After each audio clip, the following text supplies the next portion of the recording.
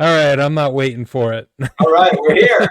The countdown was 25 seconds long. That's too long for us, bro. We're moving fast. We're moving. People who move. Here we go. Hey, Hey. everybody. Adam Z, Matt Z, brothers in love and brothers in podcasting world. Yes. Welcome to People Who Move. We are live on Thursday, February the 8th. That is a very special day in our family. Just like this is episode number 38. And just like our episode number 1, which was on our mom's birthday. And bro, what is today? Episode number 38 is what? Today is my son and your nephew's birthday. He's 22 years old. February 8th. Big day. Hello. Hey-o. That is a wonderful segue because we are going to be talking about younger people today. We're going to be talking about not just what you and I have learned, did some research projects, but I've been taking a lot of notes the past few weeks from you name the age, and I have some comments that I'll share. But mainly, I have something to share here. It's a visual. So why don't we just jump right in? We're talking about the untapped future leaders of tomorrow. Let's do it. We're talking about letting go. We're talking about the psychological aspects of that, and we are talking about the different languages, not like Spanish, English, and French, or Arabic or other language, but literally the different words that different demographics and different ages use today. And it's quite humbling for people that are, 40s or born in the 70s and like 80s and stuff like that. So Yep. I'm going to Right. share something here, bro. It's really my first infographic that I ever made. Really? Yep. And This is the one I'm familiar with. I think the one I really like. last year I made a Did a few things last year. yeah, I learned how to do Canva actually a couple years ago, and I really jumped in, and one of the first things I tried to learn was to take this research and very statistical, very wordy about who we were asking years worth of questions about who can work in hospitality at hotels, who's not, why are they not, why are we not being successful in engaging them? Um, and so sorry, I'm doing two things at once. So I'm gonna bring up my sheet because it's easier to share. Um, Yeah, it's a when really it's good infographic. I a want to separate share it with one. the audience. What's that? It's a really good infographic. I want to share it with the audience. Yes, and I am going to. I think I have it right. Almost in front of me. Playing hide and go seek. Oh, I got another topic to talk about if we get a chance. But okay, so here it is. I'm going to try to blow it up a little bit. The suspense is killing me. It better be good. Okay, I'm going to present and share my screen and share that screen. And okay, good. Here we go. I'm actually sharing my photo. So let me see if I can zoom in a little. There you go. Okay, cool. All right, so what this is, bro. So to all of our millions of fans and beautiful people listening and watching, a new nonprofit recently received tax exempt approval called the Hospitality Industry Impact Initiative. It's going to be launched, very soon, and so we're very excited. So a lot of this research and education that I've been working on with the last several years within the hospitality industry, kind of separated it last year and are doing it under the flag of this new nonprofit because it's so focused on education and outreach is a good word. Outreach to physically go visit places such as high schools and to really connect with, in this case, the youth. And it has a lot to do with our podcast and our LinkedIn Live event series here, bro, called The People Who Move. And so what we have learned is that if you want to engage with a certain group of people, you can't just go to a conference and talk about it. You can't just write a newsletter. You can't just make a blog post. And I've been guilty of that myself. I do, some preaching here and there, and that's fine. But it was like the clouds opened up a couple years ago when I started coaching and advising high school students through DECA.org. And if anyone wants to go, visit that website, it's a wonderful organization. It's about business and entrepreneurship and marketing, hospitality and tourism, technology, software, finance. It's everything, and they have competitions. And so I am later this month. I'm going to be a judge at the North Carolina State DECA competition, where the local high school that I am affiliated with, and Hospiamo has been doing some sponsoring the last couple years too. Is that they're bringing 300 students to the state competition. Wow, that's It's amazing. huge. Yeah, and then if they the ones who move on past states, they go to the international competition, which I believe is in Anaheim this year, California. Wow. So it's really cool. So anyways, These are up and comers, right? The high schoolers, high school age people who want to go out and do their own thing and make a difference in their own way, maybe go a non-traditional path and just get engaged and apply their passion creatively to do something big. yeah, and a lot of them are really super shy, and I mean they're young. I mean they're probably just as shy as I was when I was 14, 15, 16 years old. Yep. And it's an extracurricular activity that you can join. I mean, you actually join DECA. You have to be sponsored by a school, of course. They have ones in colleges also. And then people like me, professionals outside of the education or outside of the school, come in, and I do a lot of role playing and practicing for them. And really, they do pitches.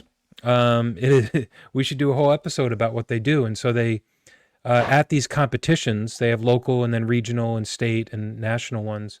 So just imagine for a moment, there are a couple thousand people that go to this, state event, students, and they all have a certain sector of business that they are given or that they have chosen.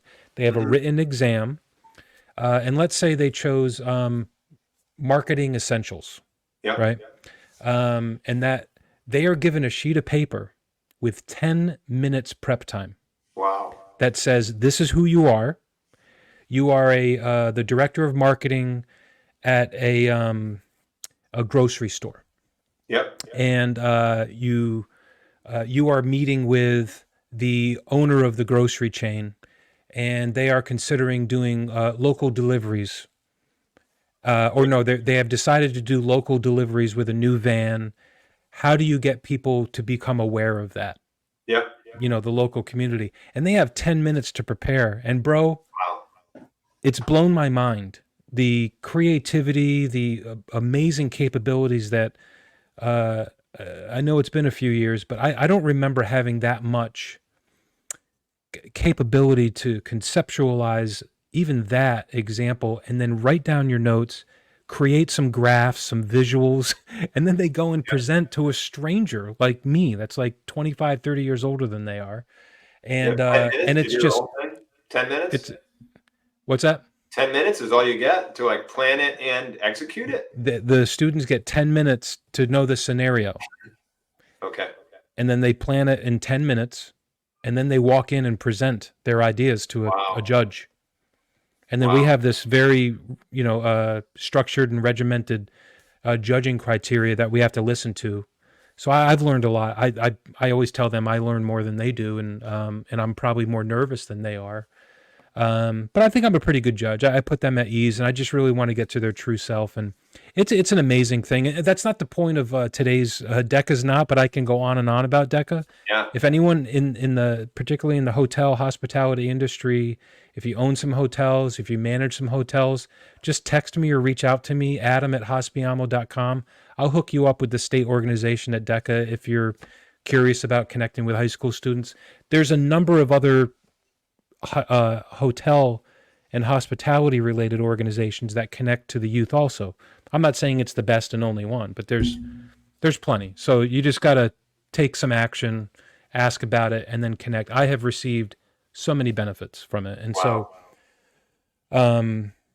That's fantastic. So do we want to talk about the infographic and go through it? Because I know you put a lot into this, right? Yeah. This is just the top here. So what this is, bro, is these are the groups of people that I'm calling the untapped demographics, or the untapped groups that I have found through, 1,000 interviews and meeting with people, taking notes. I like taking notes. So, Yeah. and there's particularly in the hotel industry. Okay. Yeah. There is you type in hotel industry challenges. Just go to Google and type that in. Yeah. And you're going to see staffing issues, turnover, high turnover, low retention, lack of enthusiasm for it being chosen as a career, all this stuff. And that's what I'm part of it. That's one of the reasons why I stopped going to these conferences that's specifically for hotels. Nothing against them. But we as an industry have been highly ineffective in turning the corner or changing the game as it relates to engaging. I think we missed an entire generation, bro.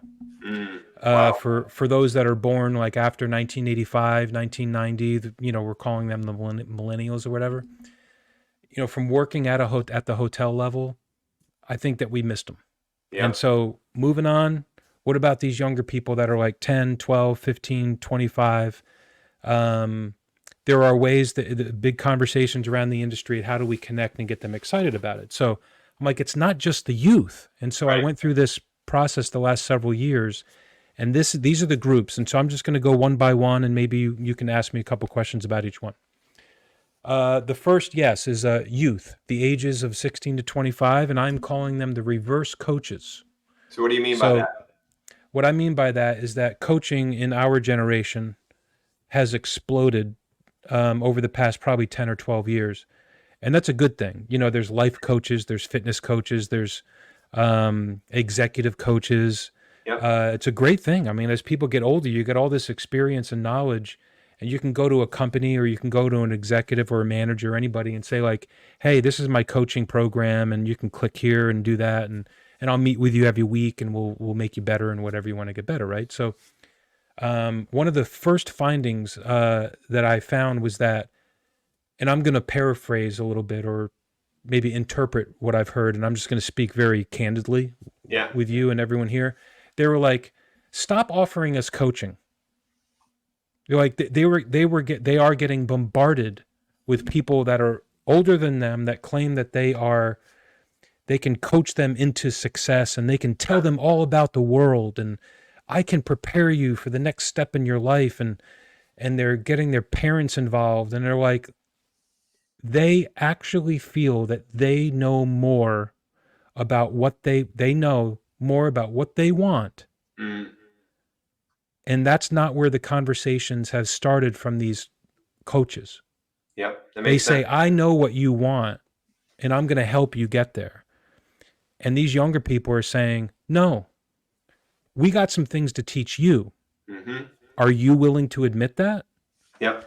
That's why I call them reverse coaches, because we need to reverse how we're thinking about learning and coaching if we are going to inspire the younger generation. I think that we need to do more listening to them than we ever have. And so that's why I call them reverse coaches. I love it.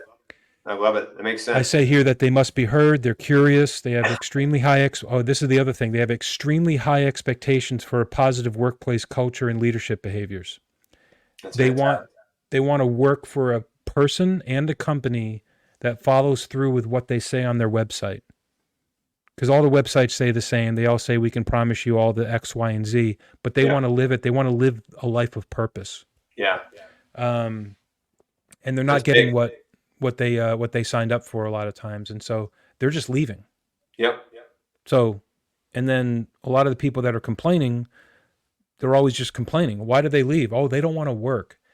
It's all a complete disconnect, and so, Yep. and they're wrong. So, next here, I think I have 6 groups. All right. The next group. Next is the aspiring entrepreneurs, creators, and artists. Are these some overlaps with like the youth, like overlapping with group 1 and group 2, or? Absolutely. Yeah. And plenty of overlap in all these. And this is a very specific, I call it a demographic. Yeah. And again, I'm looking from the perspective of the hotel industry. We have 60,000 hotels in the United States. Hotels alone contribute $650 billion to the United States GDP. Wow. And the engagement levels have dropped from 40% in 1998 to 7% today. Wow. So it's not good, right? Not good. So, and we have for many reasons, that's been on other shows, and I got more research to share. But for many reasons, one of the reasons is creative people, innovative people, candid, and those that have like a high amount of digital literacy and a high amount of like big personality, but a lower amount of formal education. Right. Because of their age, or maybe it's because they didn't go to college. Maybe they couldn't afford college. Maybe they don't live near a college and they don't want to live home, and so or maybe they got married early and they're focusing on their family. But that does not mean they're not creative, and they're not they have the potential to be an entrepreneur and a creator and artist. And so reaching out and engaging that community of highly creative, critical thinkers, letting them know you can be creative and explode your creativity in the hotel industry, and here's how. Yeah. Right. So that's the outreach, and very much of an untapped, because a lot of people assume that if I'm a creative and I have digital literacy and I could do digital marketing and Canva and social media, that that you can't get creative in the hotel industry. And in many ways, that's true, because we, as the industry, as we have gotten older, we don't always invite creative ideas if the person is not like a part owner or majority owner, and they get dismissed, and they're like, screw you, I'm out of here. I'm going to go use my creativity elsewhere. And they have. And so we need to focus on those.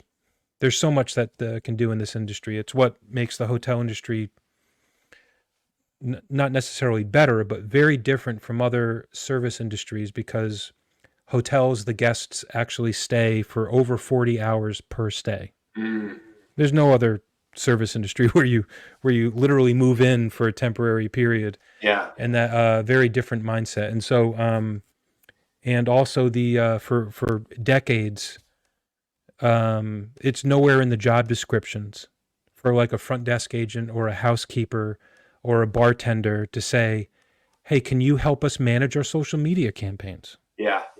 Right? It's just not in there. It's like you have to do this, this, and this, and it still hasn't changed. And so a lot of those are for the reasons that it's untapped.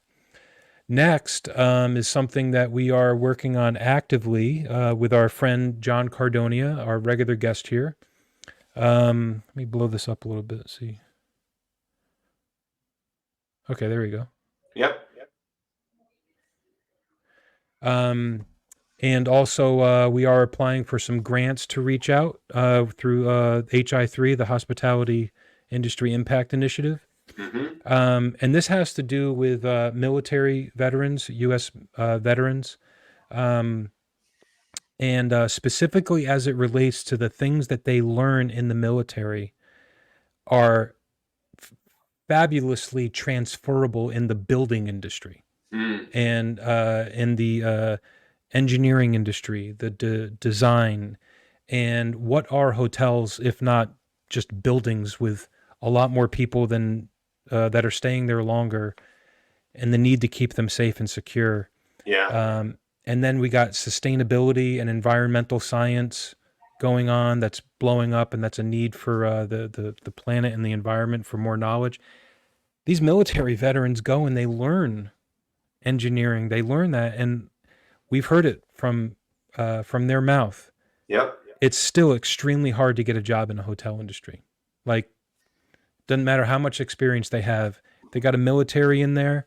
For some reason, it's not valued as it relates to their capabilities to manage a building. We John Cardonia, we've talked about it here live before. John was a jet engineer, and he was one of those Top Gun guys that were maintaining those jet engines for the Navy, and eventually taught other people how to do it, and eventually was mentoring youth through the JCs in Florida, I think, and getting them involved. And the guy's resume is just, and then he started working in hotels, construction, project management, procurement, and he went long periods without even getting past a first interview or second interview. And it's just, so another reason that people, if you want to truly engage, you have to physically reach out. Yep. And so military veterans, building and safety engineers, there's a lot of jobs out there, bro, that are open for that. And there's there's like a moat in between the people that are out there saying, I'm looking for a job. I'm highly capable. I even have some certifications. And you have all these jobs open over here. Then where's the gap? And so it says transferable skills. They're very high performing. I had a psychologist help me out with understanding what their needs are. And so this has been reviewed by a psychologist. Nice. They are role models. They're very disciplined. They're very loyal. They're eager to learn, even if it's a new skill. They love applying their knowledge. They have very high expectations for safety and security.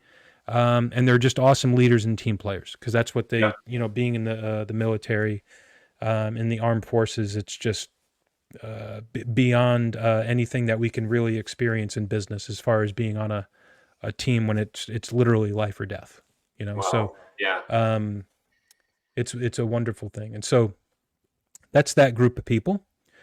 I invited some of our friends, bro, to jump on if they ever wanted to. So if somebody pops in here, I might let them in. But I think that everyone's busy today, and that's okay.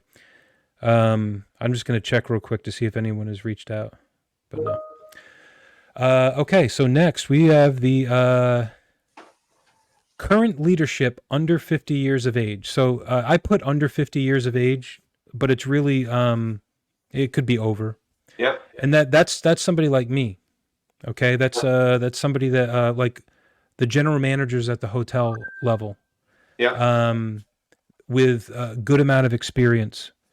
They have been leaving the industry even before COVID. Yep. And it has to do with this lack of engagement. And so when I say current leadership, I mean people with probably 10 to 15 years of management experience in leading teams. 93% are disengaged in high-level hospitality roles today, or they're unemployed, and they're very experienced in HR practices. And compliance, property operations, emergency planning.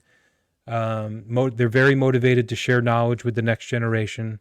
They have very high financial literacy in managing a full profit and loss statement from top to bottom. High expectations for safe, positive workplace cultures at the property level.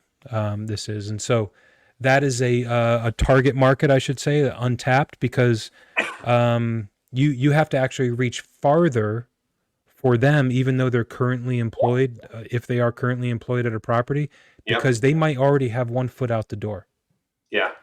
These skills that they have, other industries are desperate for type of people like this with high financial literacy, great team builders. They're hospitality managers. They're fun to be around. They have a great amount of knowledge, and the amount of planning that they have to do every day for like potential disaster and dealing with all the different insurance companies and you name it. And so, Like you said, there's a gap. There's a gap between the places that need them to work and the people. There's a gap.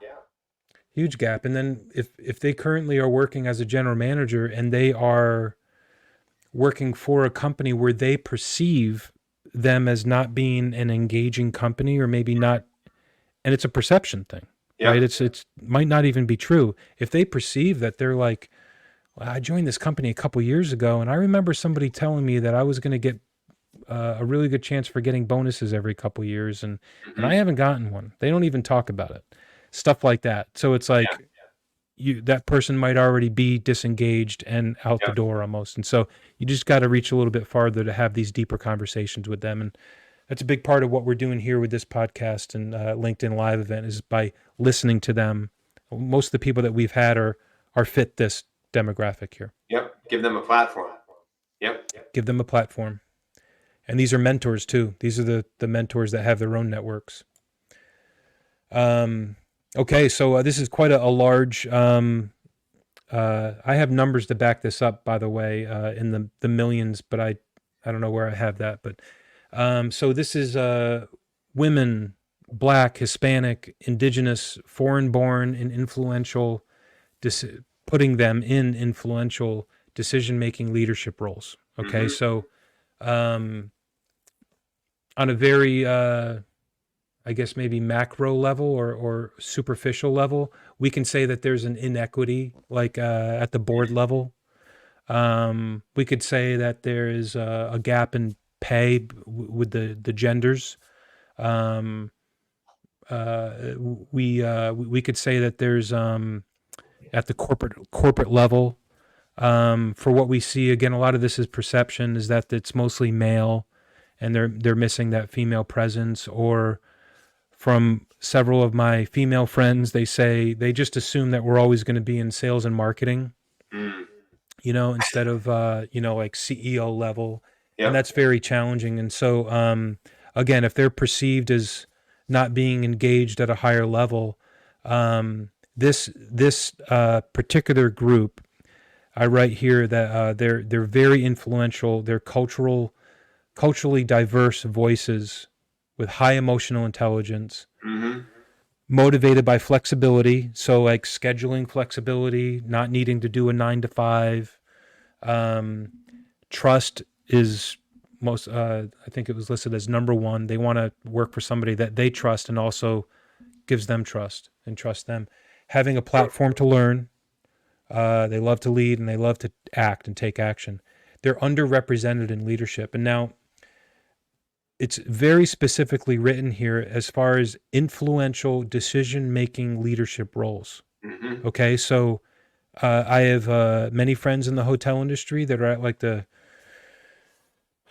don't know, I'm not thinking of one or any in particular, but you could promote someone to a senior vice president of sales and marketing, or an executive vice president of human resources or operations, or regional director of ops, or but the reality of it is a title, and it's a salary bump. That's all good, and maybe that title will help them grow their career and have more influence and respect in the industry.